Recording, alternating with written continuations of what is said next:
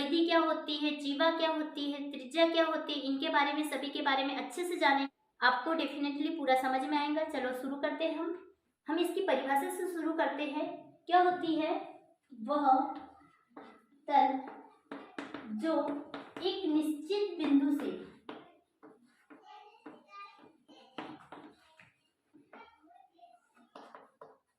समदूरस्थ हो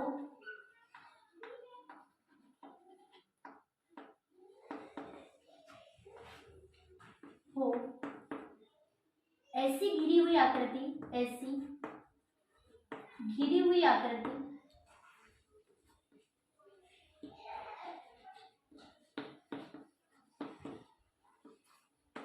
ही वृत्त कहलाता है।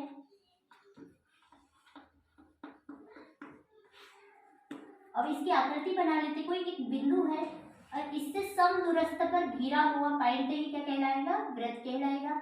तो समदूरस्थ का मतलब हम ये 3 सेंटीमीटर का ले लो, 4 सेंटीमीटर का ले लो, सभी और क्या होना चाहिए? बराबर का होना चाहिए। एक माप से बना सकते हैं अपन। तो ये क्या हो गया? पूरा घेरा ही क्या हो गया? वृत्त हो गया, जिसमें ये बिंदु क्या दर्शा रही? केंद्र को दर्शा रही। और ये आसपास के आवरण को क्या बोलते हैं? तो इसको बोलते हैं परिधि।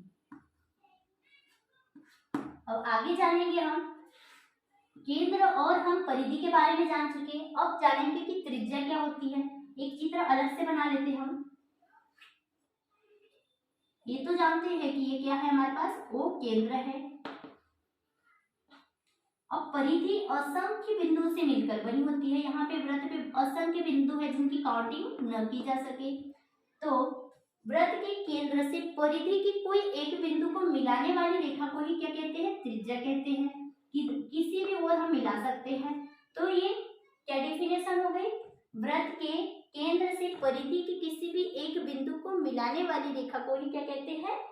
त्रिज्या कहते हैं। इसका नाम जैसे कि हमने P दे दिया, तो हम क्या कह सकते हैं कि OP क्या है? OP बराबर से वृत्त की त्रिज्या है।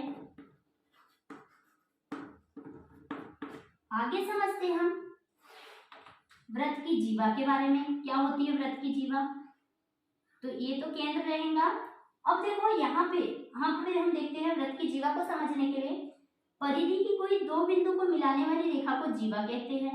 मतलब इसको नाम दे दो A और B, तो हम क्या बोलेंगे? AB क्या है? वृत्त की जीवा है। AB बराबर से वृत्त की जीवा है।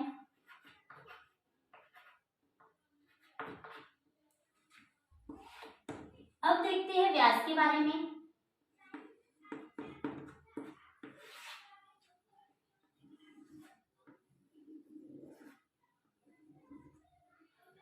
परिधि के 2 बिंदु को मिलाने में वाली रेखा जो केंद्र से होकर भी जाए उसे कहते हैं व्यास।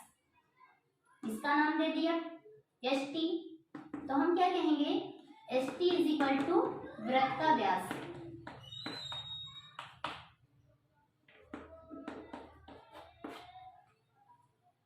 अब देखते हैं व्यास के बाद में हम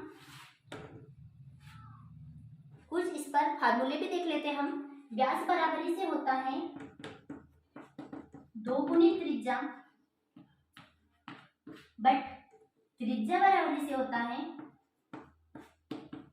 व्यास बटे 2। मतलब त्रिज्या व्यास का आधा होता है और व्यास त्रिज्या का दुगुना होता है। और वृत्त का क्षेत्रफल क्या होता है? वृत्त का क्षेत्रफल πr² होता है। और वृत्त की परिधि का फार्मूला होता है 2πr। आई होप आपको पूरा समझ में आया होगा। Thank you.